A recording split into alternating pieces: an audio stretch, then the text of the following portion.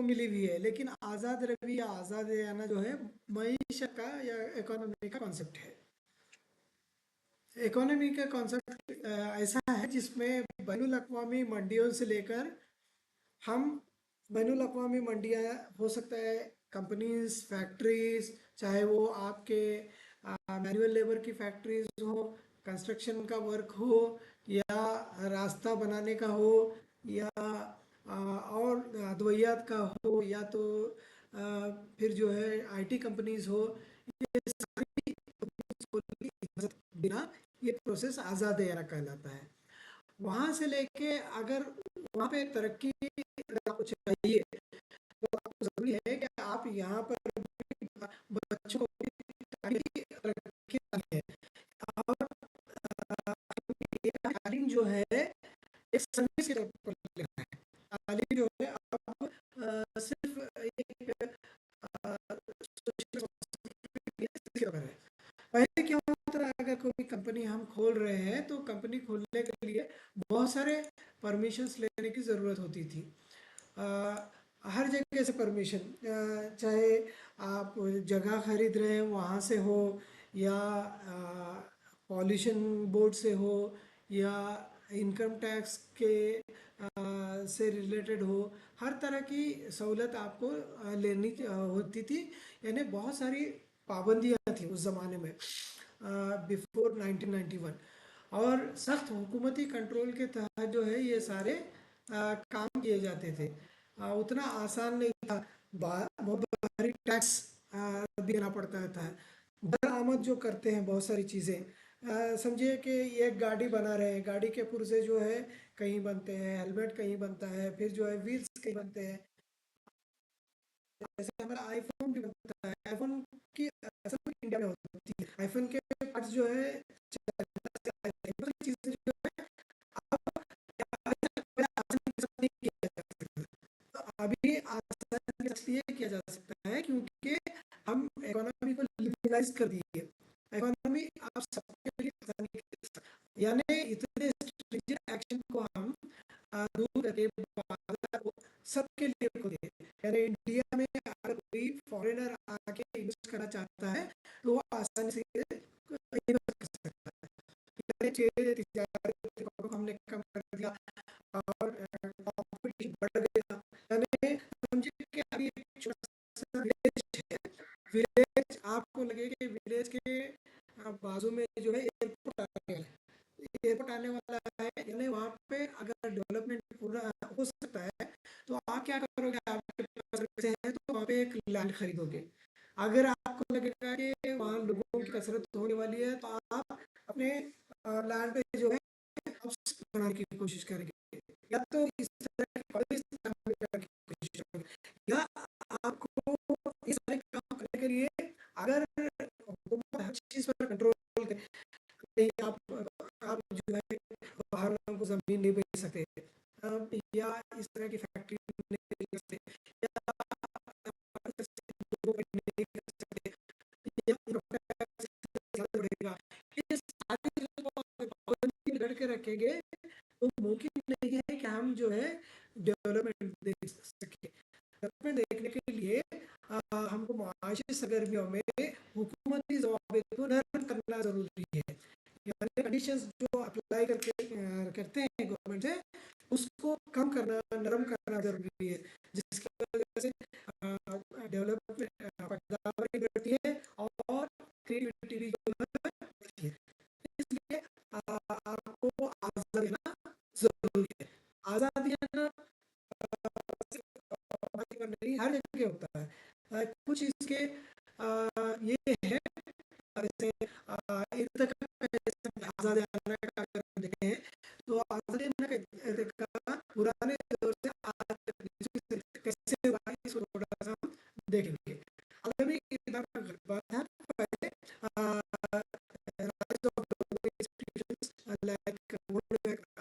के जरिए तरक्की मुस्लिम ममालिक आज़ादी का आज़ाद रखने का कहते हैं कि तमाम जो ममालिक है लिबरलाइज हो जाए, ताकि समझिए कि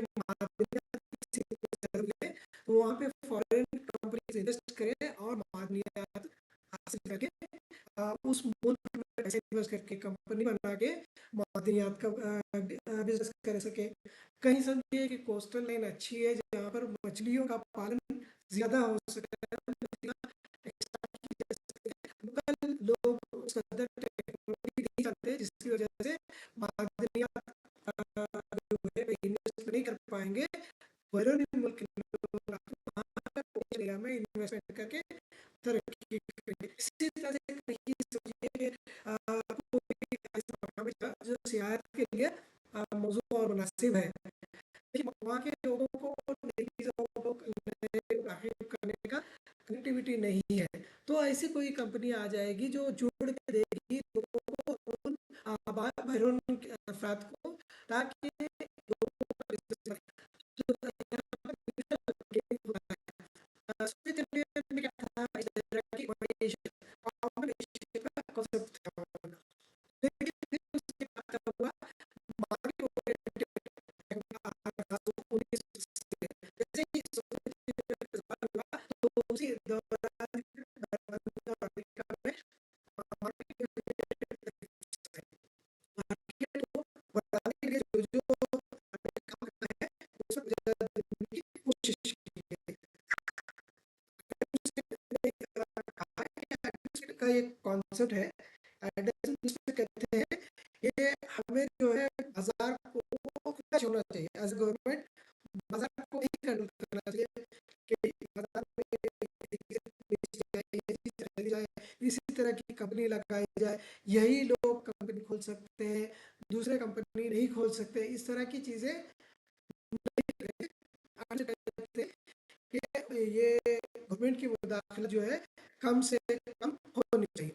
सनती अकामी का तहफ़्फ़ुज़ और दरआमद पर भारी टैक्स, पहले अभी हम क्या करते थे कि मकामी सनतें जो है हमारे यहाँ पर मकामी सनतों को फ़रोग़ देना शुद्ध है, लेकिन बाहर हम ज़्यादा से ज़्यादा टैक्स लगाएंगे तो बाहरी लोग यहाँ पे कंपनीज इसलिए चाहा जाता है कि हमारी कंपनियां भी उन मौके की तरफ रुख करती हैं जहाँ पर टैक्स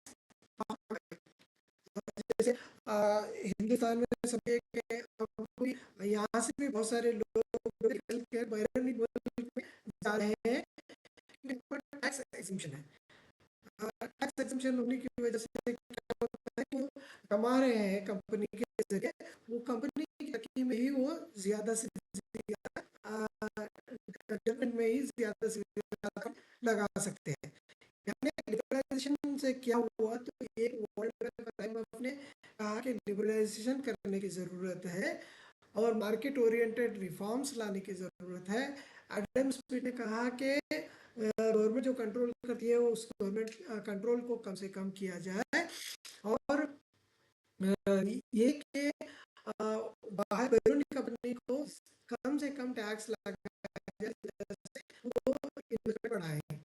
लेकिन क्या हुआ कि जो 1991 का मुआशी बहरान आ गया हिंदुस्तान में, ख़ास करके आपने बहुत सारे वीडियोस भी देखे होंगे कि हमारे मुल्क को चलाने के लिए फंड्स बहुत कम था, मुल्क दिवालिया हो चुका था, मुल्क के पास पैसे नहीं थे, हमारे सारे लोन में थे, बैनुल अक़वामी इदारों और सरमायाकारों का हम भरोसा नहीं। समझिए कि आप किस जगह, समझो आपके पास अभी 10 लाख रुपए है, तो आप किस में इन्वेस्ट करना चाहेंगे? आप ऐसी जगह इन्वेस्ट करना चाहेंगे जहाँ पर लैंड हो, लैंड पर इन्वेस्ट करेंगे, और ऐसी लैंड पर इन्वेस्ट करेंगे कि 10 लाख की जगह वो आपको कुछ सालों में 12 लाख, 13 या 15 लाख आपको रिटर्न दे। रिटर्न अगर आता है ही इन्वेस्टमेंट आपका होता है।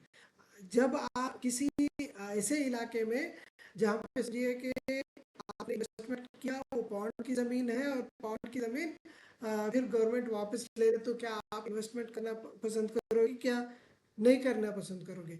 यानी बैनुल अक़वामी इदारे जो थे इन्वेस्टमेंट करना भी चाहते थे हिंदुस्तान में 1991 से पहले, गवर्नमेंट हमारी बहुत थी, वो एक मसला था। हमारे यहाँ पर इतना रास्ता कि हम कंपनियों को बहुत सारे परमिशंस लेने के लिए कहते थे, जिसकी वजह से भी वो नहीं आते थे, टैक्स ज़्यादा लगाते थे। और वो टैक्स लगाने के बाद जब कंपनी इन्वेस्टमेंट करती है तो वापस उनको रिटर्न्स नहीं मिलते हैं, जिसकी वजह से इन्वेस्टमेंट कम हो रहा था। की कमी थी हमारे पास, बस नहीं था जिसमें समझिए कि कोई चीज़ हम खरीदना चाहते हैं, जैसे फॉर एग्जांपल पेट्रोल भी खरीदना चाहते हैं, पेट्रोल भी खरीदना चाहते हैं तो बैरून मुल्क को पेट्रोल उनकी करेंसी में दे, तो वो बहुत हमें आसानी के साथ हमें हमारी जो ज़रूरत की चीज़ें हैं दे देते हैं। दुनियावी तौर पर अगर देखा जाए तो डॉलर एक मजबूत करेंसी माना जाता है, डॉलर्स में ही लेन देन होता है, डॉलर्स में भी हमारी रुपये की भी कमज़ोरी थी, और हमारे पास इतने डॉलर पैसे नहीं कि हम दूसरों को पैसे देकर जो है सामान खरीद पाए। इस तरह के हालात, गैर मुल्की कर्जों का सौदा करने से भी हम फंसे थे, इतना कर्ज था हमारे ऊपर कि हम दूसरी चीज़ें दरामद नहीं कर पाते थे। इसके अलावा देखेंगे कि शदीद महंगाई और तिजारती खसारा था, इतनी महंगाई बढ़ गई कि हर चीज़ महंगे पे आउट होती थी, इतना इजाफा हो गया था। हम लोग, हमारे यहाँ कंपनियाँ ही नहीं है तो हम क्या बनाएंगे, हमारे पास ऐसी कोई चीज़ ही नहीं थी जो दे सकते हैं, सिर्फ चीज़ें खरीद रहे हैं, उस तरह का दौर था। बजट जो है हमारा तवाज़ुन था, बजट भी किस तरह से कितना कहाँ डिस्ट्रीब्यूट करना है बहुत सही तौर पर नहीं किया जाता था। आमदनी से कई गुना ज़्यादा जो है अखराजात थे मुल्क के। मुल्क जब चलता है, जब मुल्क चलाती है तो उसके पास फंड्स भी होने चाहिए, फंड्स होने चाहिए जो रास्ते बनाए, फंड्स होने चाहिए कि वो सारी चीज़ें, लेकिन पैसे नहीं है तो क्या करेंगे। तो हमने पाकिस्तान की गवर्नमेंट ने $7 अरब का IMF से कर्जा लिया, $7 अरब IMF ने कर्जा डरते डरते दिया, क्योंकि हमारे पास गोल्ड था, रखे हम कर्जा लेके, हमारी इतनी कैपेसिटी थी कि हम रीपे करें। तो ऐसे हालात में उन्होंने कड़ी शरायत रख के हमें पैसा दिया। उन्होंने कहा कि आप अपनी मईशत को आलमी मंडी के लिए खोल दीजिए, यानी पूरे दुनिया के लिए अपने बाजार को खोल दीजिए। बाजार को खोलने का मतलब है कि बाहर का सामान हिंदुस्तान में आए, हिंदुस्तान में बैरूनी मुल्क की कंपनियां लगे, फिर जो है पैसा मार्केट में ज़्यादा है, इस तरह का हालात बने। इसके बाद आप देखते हैं कि एक नए दौर का आगाज हुआ, लाइसेंस राज पे आ गया और नए दौर का आज आगाज हुआ।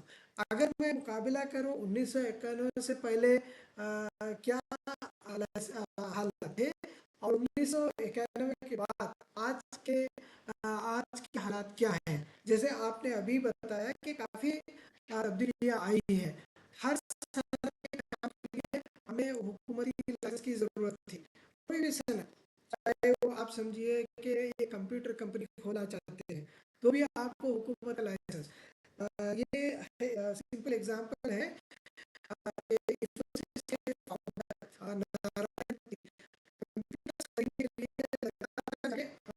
ऑफिस पे एक दिन लगा दिया, दूसरे दिन गए, तीसरे दिन गए, लोगों ने कहा कि आप कितना चक्कर लगाएंगे, उसे 50 रुपये दो, परमिशन ले लो।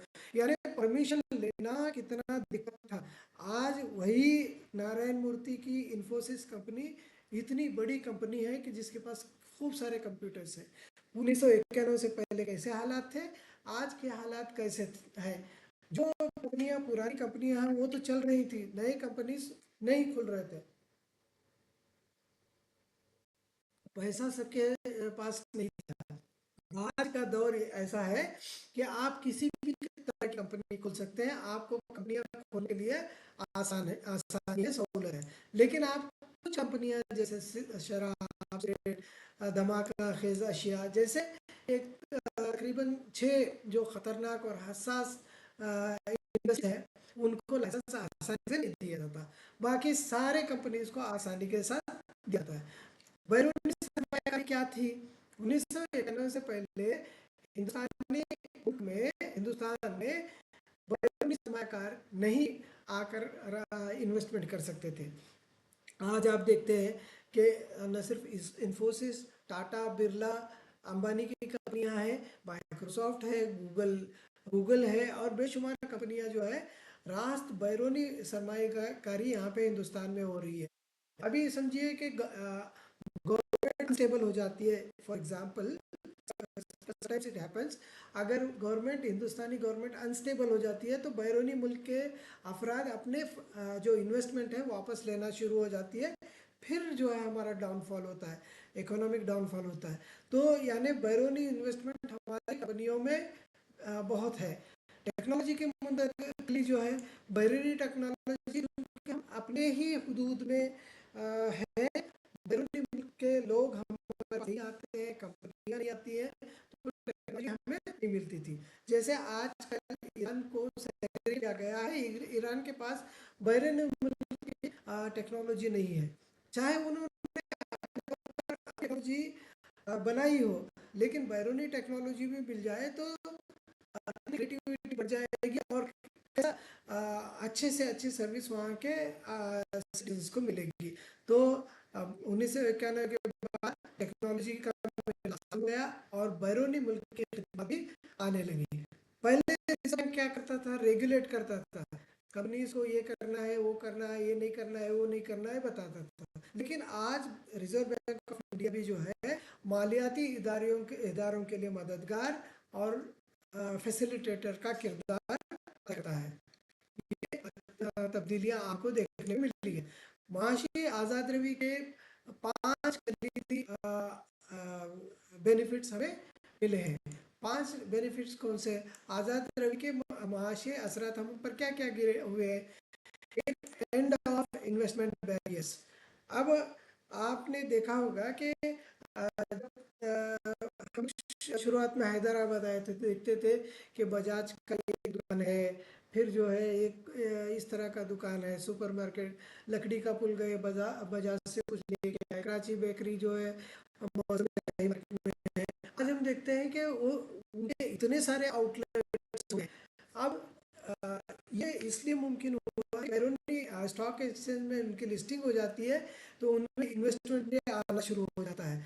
तो सरमायाकारी में जो रुकावटें कम हो जाती है और टैक्स में कमी, कवानीन में बदलाव की वजह से और ज़्यादा इन्वेस्टमेंट होता है। सरमाया का बिला रोक टोक बहाव, बैनुल अक़वामी सतह पर वसाइल का मुफ्ती तरीन इस्तेमाल, डॉलर्स को रुपीज़ को डॉलर्स में करना आसान हो गया है और इंडिया के लोग फॉरेन में इन्वेस्टमेंट कर सकते हैं, फॉरेन के लोग इंडिया में इन्वेस्ट कर सकते हैं। ये तब्दीली आपको देखने को मिल रही है।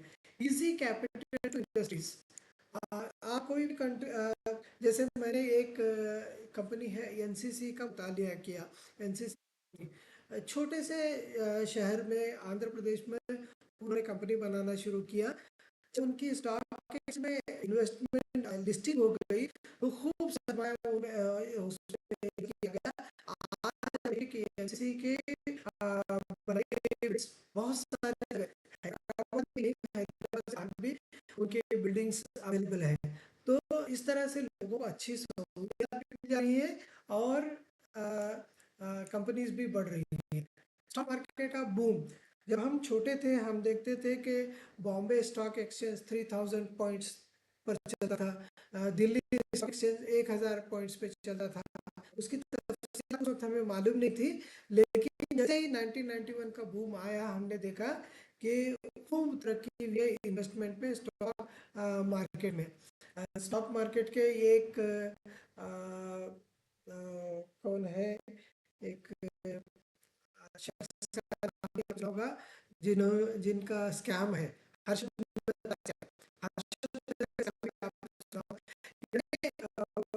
हमको इस तरह से में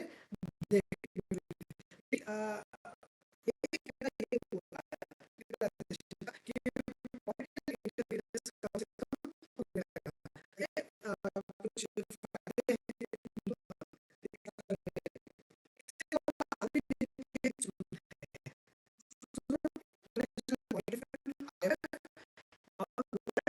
ऑर्गेनाइजेशन ये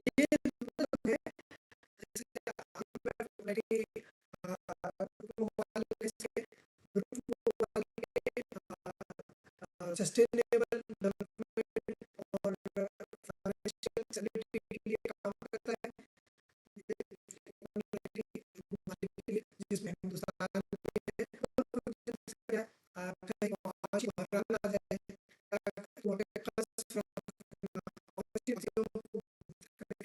मशवरे देना, फंड। इसी तरह से एक है world trade organisation. World trade organisation जिसके तहत हमें general agreement for tariff and trade 1955 में साइन किया। इसमें तकरीबन 125 इसका हिस्सा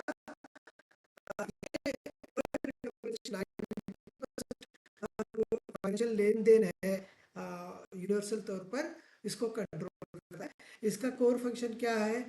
तय करना, टैक्सेस का कम से कम करना,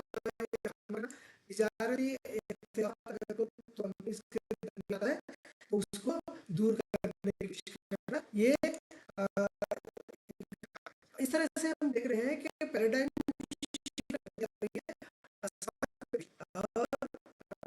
में भी सनती दौर से जब हम कंपनीज के दौर से निकलते हैं तो हम आगे इंग्लिश समाज की तरफ बढ़ रहे हैं, यानी एजुकेशन की तरफ बढ़ रहे हैं। इसमें क्या क्या तब्दीलियां हुई है? ओपन इकोनॉमी होगी, यानी और जदीद भारत इस जगह कुछ ही दिनों में आप वो चीजें में भी पाएंगे। ये आलमगीरियत का में क्या था? कोई तो आता, लेकिन आज चाइना का रोड भी यानी ये आलमगीर जैसे मिल रहा है। माशी तरक्की हो रही है, ह्यूमन कैपिटल पर तरक्की हो, यानी नॉलेज सोसाइटी बनाने की कोशिश हो रही है। ह्यूमन कैपिटल बहुत इम्पोर्टेंट है जिस पर तवज्जो देने की जरूरत है। सनती समाज अब तेजी से समाज, हम पहले कंपनी चलाने पर ही तवज्जो देते थे, लेकिन आज नॉलेज बेस्ड इकोनॉमी दे रहे हैं। जब तक आपका एजुकेशनल सिस्टम जो है ग्लोबलाइज्ड कॉम्पिटिशन के लिए तैयार नहीं होता, पूरे समाज में कॉम्पिटिशन करने के लिए आपका समस्या होना बहुत का अमली अगर आप जानना चाहते हैं तो इन चीजों को देखने की जरूरत है। ग्लोबल कॉम्पिटिशन एंड एफडीआई क्या हो रहा है, पार्टिसिपेशन क्या हो रहा है, फ्रीडम फ्रॉम गवर्नमेंट के नहीं, आलमी देखेंगे सरमाकारी में ये बहुत हुआ है।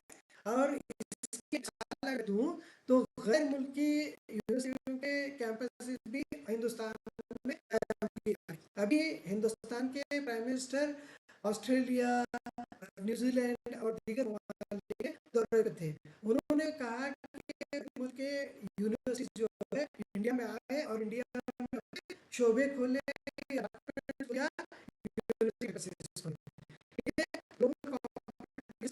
बदौलत मुमकिन हुआ। तालीमी मैदान को मुकम्मल तौर पर निजी शोबे के लिए होना, ये भी एक मुसाबिकत या कंपटीशन को बढ़ा रहा है।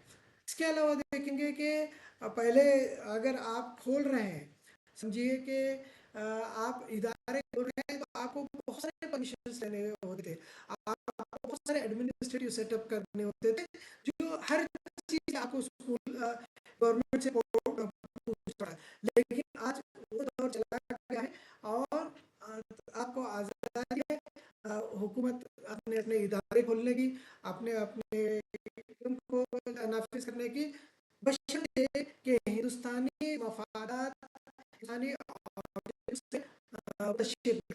इस चीज करने की ज़रूरत है। लेकिन इस वक्त तालीमी आज़ादी की जब इंडिस्पेंसेबल हम मानते हैं कि लिबरलाइजेशन होना ज़रूरी है। लिबरलाइजेशन क्यों ज़रूरी है, अगर इसको देखें तो आपको समझ में आएगा। जैसे देखेंगे कि आप देखेंगे कि सर्विस सेक्टर में जो है इतनी ज़्यादा मांग है अलग अलग तरह के अफराद की। हर तरह के अफराद को ट्रेन करना हिंदुस्तानी हायर एजुकेशन को मुमकिन नहीं है।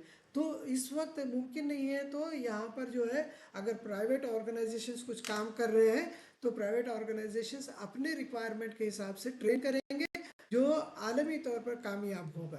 ब्रेन ड्रेन क्या है? जैसे आईआईटी में कोई बच्चा पढ़ता है, आईआईटी में पढ़ता है तो एजुकेशन तो इंडिया में ले रहा है, अच्छे दिमाग को अच्छे इदारे में रख के आपने अच्छी तरबियत दी।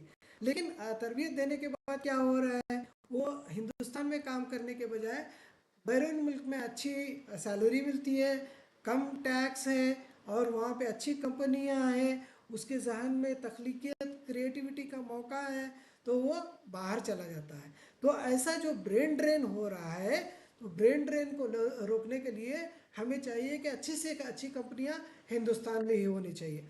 अब आप एक विलेज को एक बड़े मेट्रोपॉलिटन सिटी से मुआवजा करके देखें, जो अच्छा लिखा शख्स है वो विलेज में रहने के बजाय जो है यहाँ पे हिंदुस्तान में ब्रेन ड्रेन हो रहा है, लेकिन मुल्क से बाहर भी ब्रेन ड्रेन मुमकिन है। नॉलेज एक्सप्लोजन, नॉलेज एक्सप्लोजन को आपने लगातार देखा होगा कि अब मालूमात जो है उतनी ही स्टेबल नहीं रहती। पुरानी मालूमात लगातार बढ़ी है, नई मालूमात आती जा रही है। मालूमात दुगनी होगी, बस होगी। आज आप पलक झपक खोलते ही आपको नई मालूमात मिलती है। मालूमात का एक्सप्लोजन बम का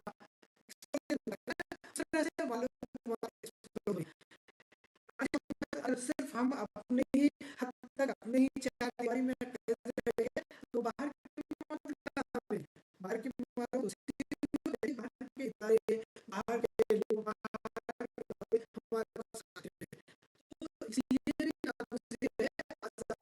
होना आज़ाद भी जरूरी है। आप जानते हैं कि हमारे कई पॉलिसीज ने कहा कि हमको ज़्यादा से ज़्यादा इन्वेस्टमेंट एजुकेशन में करना चाहिए। टू बी सिंपल, कमीशन ने 1966 में ये कहा था कि कम अज कम 6% इन्वेस्टमेंट करना चाहिए एजुकेशन में। एजुकेशन पॉलिसी 2020 भी यही कहती है कि 6% हमें इन्वेस्टमेंट करना चाहिए। लेकिन क्या हम कर पा रहे हैं? क्या हमारे पास इतने फंड्स हैं? क्या हम हेल्थ को देखें? क्या टॉयलेट्स बनाने के पर तवज्जो दें? क्या रोड बनाने पर तवज्जो दें? गवर्नमेंट की बात कर रहा हूँ मैं। क्या गरीबों के घर बनाने के तरफ तवज्जो दें, या तो अनाज फराहम करने की तरफ तवज्जो दें, या तो उनको रोज़गार फराहम करने की तरफ तवज्जो दें, या सिर्फ एजुकेशन फराहम करें? इस तरह से आप देखेंगे कि लगातार जो है हम कोशिश करने के बावजूद भी 6% इन्वेस्टमेंट नहीं कर पा रहे हैं, जिसकी वजह से जो है यहाँ पर निजी सरमाए की शमूलियत बहुत ज़रूरी है। निजी सरमाए की शमूलियत हमारे अंदर मुल्क में बहुत ज़रूरी है। यही वजह है कि बहुत सारे मॉडल्स हैं जो अभी ज़रूर में आए हैं, जिसकी वजह से जहाँ पर हम आज़ादियाना इस्तेमाल कर सकते हैं। जैसे कॉर्पोरेट ट्रेनिंग है, तो चाहेगा कि मैं अपने एम्प्लॉयज़ को ट्रेनिंग दूँ, या उन लोगों को नए लोगों को उसी अंदाज में ट्रेनिंग देकर अपने इदारे में शामिल करूँ, चाहे वो मोटर कंपनी हो या माइक्रोसॉफ्ट कंपनी हो, जिन्होंने अपने इदारे खोले हैं कॉरपोरेट ट्रेनिंग के लिए। हम ये मानते हैं कि हमारे यहाँ जो सिलेबस पढ़ाया जा रहा है, चाहे वो इंजीनियरिंग का हो या टीचर एजुकेशन का हो, किसी भी, वो आउटडेटेड है। जो मार्केट में रिक्वायरमेंट है उसके एतबार से नहीं है। टेक्नोलॉजी पलक झपकते ही बदल जा रही है, लेकिन हम अभी भी models of teaching, micro teaching या मेथड पे ही टिक रही है। तो जो कॉरपोरेट रिक्वायरमेंट है, कॉरपोरेट वाले ये कह रहे हैं कि मैं अपनी कंपनी खोलूंगा, मेरी कंपनी के रिक्वायरमेंट, मेरी स्कूल खोलूंगा, मेरी स्कूल के रिक्वायरमेंट के मुताबिक ट्रेनिंग दूंगा और वैसे ही टीचर रखूंगा। तो फॉर प्रॉफिट इंस्टीट्यूशंस भी बहुत खुल रहे हैं, जैसे अपोलो ग्रुप है, और मैंने कहा एनसीसी है, और इस तरह के बहुत सारे कंपनीज वगैरह भी खुल रहे हैं। आप देखते होंगे कि वर्चुअल यूनिवर्सिटीज़ भी क़याम में आई हैं। वर्चुअल यूनिवर्सिटीज़ हो सकता है कि छोटा सा इदारा रखते हैं, लेकिन ये क्लाउड के ज़रिए इनकी टेक्नोलॉजी अलग अलग सभी लोगों को मिल रही है। तो इस तरह से वर्चुअल एज जो है वो फिजिकल एज है, लेकिन सभी जगह अपनी ट्रेनिंग फराहम कर रहे हैं आईसीटी का इस्तेमाल करते हुए। और देखिए कि यूनिवर्सिटी किसी भी फील्ड में हो गया, आज आप कहते हैं बाहर तो रास्ते का आपको टैक्स मिलता है। वो टैक्स ये मिलता है कि जो है उसमें गवर्नमेंट करके प्राइवेट पार्टी कर रही है। इंफ्रास्ट्रक्चर है उन्होंने भी अपलोड बनाया है। तो हालांकि हम टैक्स होता है तो उनके जो तो हमें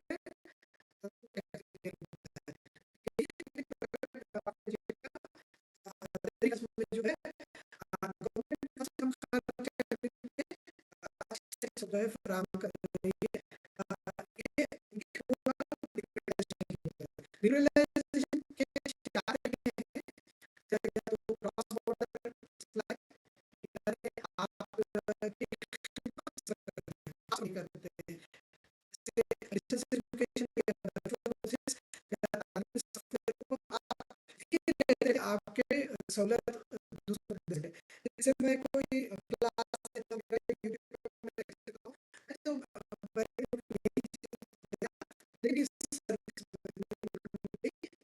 चाहते हैं तो बैठ के उसको देख सकते हैं।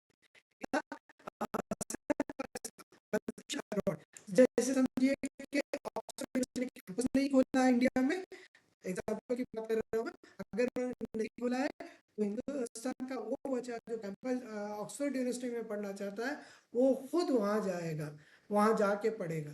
यानी ये भी एक तरीके का हो रहा है, जिसकी वजह से जो है हमारे मुल्क का पैसा, हमारे मैन पावर बाहर जा रहा है। इसके अलावा देखेंगे कि प्रेजेंस ऑफ नेचुरल पर्सन्स, जैसे प्रोफेसर्स हैं, रिसर्चर्स हैं, ये कुछ वक्त के लिए फॉरेन में जाते हैं और वहाँ जाके ट्रेनिंग लेते हैं या ट्रेनिंग देते हैं, फिर वापस लौट के आते हैं। हम जब एमएड पढ़ा करते थे आरआई मैसूर में, एक लेडी को हमने देखा कि जो अमेरिका की लेडी थी, प्रोफेसर थी, वो आरआई मैसूर में आकर रुकी हुई थी और हमसे गुफ्तगू करती थी, सभी से बातचीत करती थी और वो अपने एक्सपर्टाइज को शेयर करती थी। इंसानी तबादला भी यहाँ पर पॉसिबल हो गया है। कमर्शियल प्रेजेंस, कमर्शियल प्रेजेंस यही है जब यूनिवर्सिटी के सैटेलाइट कैंपसेस, अभी जैसे मैंने कहा था कि प्राइम मिनिस्टर ने इनविटेशन दिया है और बहुत सारे कंपनी यूनिवर्सिटीज़ ने भी अपने कैंपसेस हिंदुस्तान में पहले से खोल रखे हैं और मजीद कैंपसेस को खोलने के लिए हम राखी कर रहे हैं। अब देखें कि इस तरह से लिबरलाइजेशन करने से क्या हमारे अंदर क्वालिटेटिव और कॉम्पिटिटिव डेवलपमेंट हुआ है, क्या क्या डेवलपमेंट हमको देखने में मिलता है। हम देखते हैं कि रसाई या एक्सेस बढ़ गया है। अब आप देखिए छोटे से छोटे शहर में भी आप चले जाइए, छोटे से छोटे शहर में भी अच्छी से अच्छी स्कूल आपको देखने में मिलती है। आपके बचपन में आपने देखा होगा कि स्टेट गवर्नमेंट स्कूल हुआ करती थी या केंद्रीय विद्यालय स्कूल हुआ करती थी, फिर उसके बाद कभी कभी नवोदय स्कूल हुआ करती थी, उसके बाद कभी आपने देखा होगा ट्राइबल स्कूल हुआ करती थी। इतने ही चुनिंदा स्कूल्स हुआ करते थे। आजकल आप देखेंगे कि हर तरह की स्कूल्स जो है छोटे से छोटे शहर में भी मौजूद है। ये इसीलिए मुमकिन हुआ कि लिबरलाइजेशन के ज़रिए जो है बहुत सारे स्कूल्स ने भी इन्वेस्टमेंट करके अपनी सर्विस को दूर रस तक पहुंचा दिया है। इक्विटी इसके ज़रिए होती है। देखिए, हम ये नहीं कर रहे हैं कि आप अर्बन एरिया में रह रहे हैं तो आपको अच्छी स्कूल मिलनी चाहिए, रूरल एरिया में तो नहीं मिलनी चाहिए, या आपको एक तरह का मटेरियल सिटी में मिलना चाहिए, दूसरे के तरह का वो नहीं मिलना चाहिए, या तो अमेरिका में ही यही चीज़ मिलेंगी, दूसरी जगह पे नहीं है। लेकिन आपने अक्सर देखा होगा अपने साथियों को भी कि आप हर जगह टैक्स अलग अलग है। कुछ अफराद जो है आईफोन या आईपैड या इस तरह की चीज़ें जो है जब यूएई जाते हैं तो वहाँ से ख़रीद के लाते हैं, क्योंकि वहाँ पे टैक्स कम होता है। जहाँ टैक्स कम होगा वहाँ पर मार्केट में पैसा खूब घूमेगा। तो लेकिन जो है आलमियाना या लिबरलाइजेशन की वजह से हर चीज़ हर जगह मौजूद है। क्वालिटी क्वालिटी का भी इम्प्रूवमेंट हमें मिला है। तो जो क्वालिटी एक तरह के फ़र्द को अवेलेबल है, उसी तरह की क्वालिटी दूसरों को भी मिल रही है। अफोर्डेबिलिटी बढ़ गई है क्योंकि सब लोग अब उसको अफोर्ड कर पा रहे हैं। आप देखिए कि हमने देखा है हमने देखा है कि बहुत सारे ऐसे छोटे मोटे काम करने वाले हैं, घरेलू जो काम करती है, वो भी अपने बच्चों को इंग्लिश मीडियम स्कूल में पढ़ाती हैं ताकि अपने बच्चों को अच्छा एजुकेशन मिले। अफोर्डेबिलिटी उनके पास भी थोड़ा बहुत पैसा आ गया है, और क्वालिटी एजुकेशन कम कीमत पर भी मौजूद है। लेकिन वही दो कैपिटेशन फीस के जरिए प्राइवेट इदारे जो है पेरेंट्स को चूस रहे हैं। अभी तेलंगाना एजुकेशन कमीशन तेलंगाना में एक कैपिटेशन फी के खिलाफ भी धरने भी हुए, स्ट्राइक्स भी की गई कि फ़ीस को कम किया जाए। दिल्ली में भी आपने सुना होगा कैपिटेशन फीस को के खिलाफ काफ़ी सारे केसेस आए। लेकिन जवाबदेही यहाँ पे करनी ज़रूरी है, जवाबदेही करें ताकि सभी को हर तरह की चीज़ अवेलेबल हो जाए। आलमगीरियत के दौर में आप बका चाहते हैं तो टेक्नोलॉजी और आज़ाद रवि सबके पास होनी चाहिए। तालीम अब बैनुल अक़वामी माहिदात जैसे गैट WTO के तहत एक आलमी खिदमत है। यानी खिदमत किसी को भी, जैसे हॉस्पिटल में खिदमत होती है, जैसे आपको एरोप्लेन में एक जगह से ले जाके दूसरे जगह छोड़ा जाता है, खिदमत है। एजुकेशन को भी खिदमत माना गया है। खिदमत अपने तौर पर चार्ज की जा सकती है, कोई एरोप्लेन वाला ज़्यादा लेगा, कोई कम लेगा। तो प्राइवेट वाला भी खिदमत कर सकता है, गवर्नमेंट वाला भी कर सकता है। गवर्नमेंट के पास फंड्स नहीं है तो विड्रॉ करेगी। बहुत सारी कंपनियों से जो है विड्रॉल करती गवर्नमेंट नज़र आएगी। वो इसीलिए हो रहा है कि लायबिलिटी ना बन जाए, असेट बने और आगे बढ़े। मुस्तकबिल की मार्केट में वही तालीमी निज़ाम जिंदा रहेगा जो खुद मुख्तार होगा। यानी आप अपने पैसे अगर डेवलप करोगे या पैसे बनाओगे तभी जो है आप जिंदा रह पाओगे। बदलते तकाज़ों से हम आहंग होना चाहिए, और कारकर्दगी की कड़ी जवाबदेही। अब जेप्टो जोमेटो की मिसाल अगर मैं दूं तो आप उस सर्विस को पसंद करेंगे जिसका रेटिंग अच्छा होगा। Liberalisation is not a choice but global reality. अब आप लिबरलाइजेशन से बच नहीं सकते, आपको ग्लोबल रियलिटी एक्सेप्ट करनी चाहिए कि आपकी मईशत आज़ाद हो चुकी है और सबके लिए अवेलेबल है। ये कुछ चीज़ें मैं आप लोगों से डिस्कस करना चाह रहा था। अभी हमारे पास एक 5 मिनट का वक्त है। अगर आप चाहें तो आपके जहन में अगर कुछ सवाल आ रहे हैं तो आप पूछ सकते हैं, बता सकते हैं। सिर्फ गवर्नमेंट स्कूल ही रखने चाहिए या प्राइवेट स्कूल्स लाने चाहिए? क्या आपको लगता है कि वही अफराद जो पैसे एफर्ट कर सकते हैं बैरूनी मुल्क जाएं और यूनिवर्सिटीज़ में आला तालीम हासिल करें?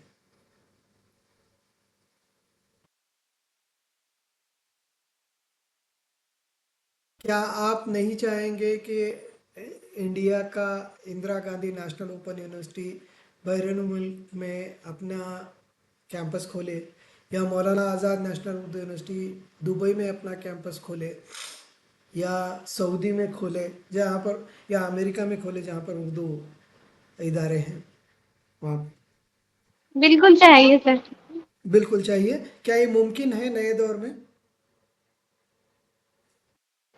जी सर, ग्लोबलाइज़ेशन की वज़ह से मुमकिन है। ग्लोबलाइजेशन, लिबरलाइजेशन की वजह से मुमकिन है। आप कौन से इदारे, इदारा समझिए कि आप कोई कंपनी को इंडिया में लाना चाहते हैं तो क्या क्या सहूलत देना चाहेंगे? अभी जैसे विशाखापट्टनम में एक गूगल ने अपना एक नया कैंपस खोलने का वादा किया है। उसके लिए गवर्नमेंट बेनिफिट्स क्या क्या दे रही है? सर लैंड, लेबर और रोड फैसिलिटीज़, मतलब ट्रांसपोर्टेशन रहना कंपल्सरी, और वेरी गुड। लेबर भी स्किल्ड लेबर रहना। बिल्कुल सही, बिल्कुल सही है। स्किल्ड लेबर होना चाहिए, उनके रहने के जगह होनी चाहिए। अगर कंपनी है तो 24 घंटे इंटरनेट, कंप्यूटर से रिलेटेड कंपनी है जो इलेक्ट्रिसिटी पे काम करती है, तो 24 घंटे उनको इलेक्ट्रिक सप्लाई होना चाहिए। बाहर रूरल विलेज में दो न दो, लेकिन वहाँ पर दो दो, क्योंकि आपको रिटेन करना है। लेकिन न दो, ये गलत होगा। वहाँ पर भी देना चाहिए, यहाँ पर भी देना चाहिए। आप जितनी सहूलत देंगे उतना आपको अच्छे जो है इदारे आपके यहाँ, कंपनियाँ आपके यहाँ आएंगी। जैसे आपके घर में बड़े अच्छे से अच्छा शख्स आता है मेहमान बनकर, तो आप क्या करेंगे? उसकी आवभगत कम करेंगे, ज़्यादा करेंगे?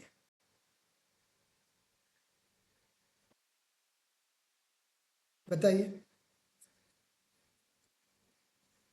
ज़्यादा करेंगे। ज़्यादा करेंगे। जैसे कोई कोई सादा आदमी आता है तो पानी पिला के भेज देंगे, कोई अच्छा आदमी आता है तो खाना वाना खिलाएंगे, है ना? यानी एक मतलब हर हर हिंदुस्तानी समाज तो ऐसा है कि हर एक की आवभगत करता है, मेहमान नवाज होता है। मेहमान हमारा अल्लाह का भेजा ये है, फरिश्ता है जिसको हम देखभाल करते हैं। लेकिन उसी में अगर बड़ा शख्स कोई आता है तो और ज़्यादा आवभगत करते हैं, है ना? तो क्या आपको लगता जी है सर, कि लिबरलाइजेशन होना चाहिए, नहीं होना चाहिए?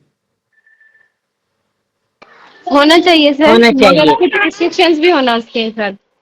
हाँ, कुछ रिस्ट्रिक्शन के साथ होना चाहिए। अगर लिबरलाइजेशन नहीं होता तो शायद मैं इतने अच्छे इदारे देखने नहीं मिलते थे, इतने कंपनियां देखने में नहीं मिलते थे, हमारे यहाँ पे रोड इतने इम्प्रूवमेंट नहीं होते थे, हमारे यहाँ पर इतना टैक्स जमा नहीं होता था। जब आंध्र प्रदेश और तेलंगाना अलग हुए तो हैदराबाद को लेके दोनों रियासतें चाहती थी कि हैदराबाद उनके साथ आ जाए, क्योंकि हैदराबाद इतना डेवलप कर चुका था, इसमें इतनी कंपनियां थी, इतना टैक्स आता था कि दो वो टैक्स जो है एक रियासत को चलाने के लिए काफ़ी है। इसी तरह से आप देखेंगे ये उसी वक्त उसी तरह मुमकिन हुआ जब आपके लिबरलाइजेशन पॉलिसी आई और नई चीज़ें आपके यहाँ खुली और ज़्यादा टैक्सेस आने लगे। ये कुछ चीज़ें थी मैं आप लोगों से डिस्कस करना चाह रहा था। उम्मीद है थोड़ा सा एब्स्ट्रैक्ट कॉन्सेप्ट को मैंने अपने अंदाज से डील किया है, आप लोगों को समझ में आया होगा। चूँकि वक्त हो चुका है, मैं क्लोज़ करना चाहूँगा। अगर आप कुछ पूछना चाहते हैं तो पूछ सकते हैं। नहीं सर, अच्छे से समझ में आया। जी। आदिल सर। जी सर, बेहद शुक्रिया sir. Thank you Adil sir. Participants participants में से अगर इस यूनिट से मुताल्लिक सर का जो सेशन रहा, उसमें से अगर आपको कोई सवाल है, कोई इश्काल है या आप अपनी तरफ से कुछ ऐड करना चाहें, जैसा कि सर ने आपको मौका दिया भी, कुछ लोगों ने अपनी चीज़ें भी शेयर की, तो बहुत ही अच्छा सेशन रहा सर। अल्हम्दुलिल्लाह काफ़ी इंटरेक्टिव सेशन रहा और आपका जो अंदाज़ है चीज़ों को पॉइंट बाय पॉइंट सारे, और ख़ास तौर से जो आपने मिसालें दी, इस तरीके से लिबरलाइज़ेशन की जो तसव्वुर है, ख़ास तौर से उसका कॉन्सेप्ट और उसके मकासद, और इस सिलसिले में तालीम क्या अपना रोल अदा कर सकती है। साथ ही साथ आपने ये भी बताया कि हिंदुस्तान में लिबरलाइजेशन क्यों इतना नागज़ीर हो चुका है। इस सिलसिले में आपने नाकाफ़ी जो सरकारी फंड हैं, नॉलेज एक्सप्लोजन की बात की और ब्रेन ड्रेन का भी तज़किरा किया, तो बहुत सारे पॉइंट्स थे और उसको आपने इतने अच्छे अंदाज में सादा मिसालों के साथ आप फहम अंदाज में हमारे तलबा के सामने उसको आपने पेश किया। आपका जो मुनफरिद अंदाज है, उस अंदाज में हमें पूरी उम्मीद है कि हमारे जो तलबा हैं उनको इस यूनिट का, अभी चूँकि ये यूनिट अभी आप कल भी लेने वाले हैं, इस यूनिट का जो पहला पार्ट था उस पे आपने काफ़ी मुफस्सल और जामे लेक्चर पेश किया। हम मरकज़ बराए फ़ासिलात ऑनलाइन तालीम की जानिब से और अपने बीएड सेमेस्टर 4 के तलबा की जानिब से आपके शुक्रगुज़ार हैं सर कि आपने इतने अहम मौजू पर आपने अपना लेक्चर पेश किया। बेहद शुक्रिया सर। इंशाल्लाह आदिल कल सर बहुत बहुत शुक्रिया, आपने जी, मुझे टाइम में भी तब्दीली करके मुझे अकोमोडेट किया। कल इंशाल्लाह आपके दिए गए टाइम पे मैं जुड़ने की कोशिश करूँगा। इंशाल्लाह सर, कल थैंक यू। कल हमारे साथ सर फिर जॉइन होंगे इसी कोर्स में जो हमारा कंटेम्प्रेरी इश्यूज ऑफ एजुकेशन है, उसी कोर्स पे सर का फिर लेक्चर रहेगा इंशाल्लाह। कल फिर से सर आपसे रूबरू होंगे। जब तक के लिए खुदा हाफिज़ sir. Thank you sir, thank you, बेहद अल्लाह शुक्रिया। हाफिज़। एक बार फिर अल्लाह आपका हाफिज़। बेहद शुक्रिया। अस्सलाम वालेकुम। वालेकुम सलाम।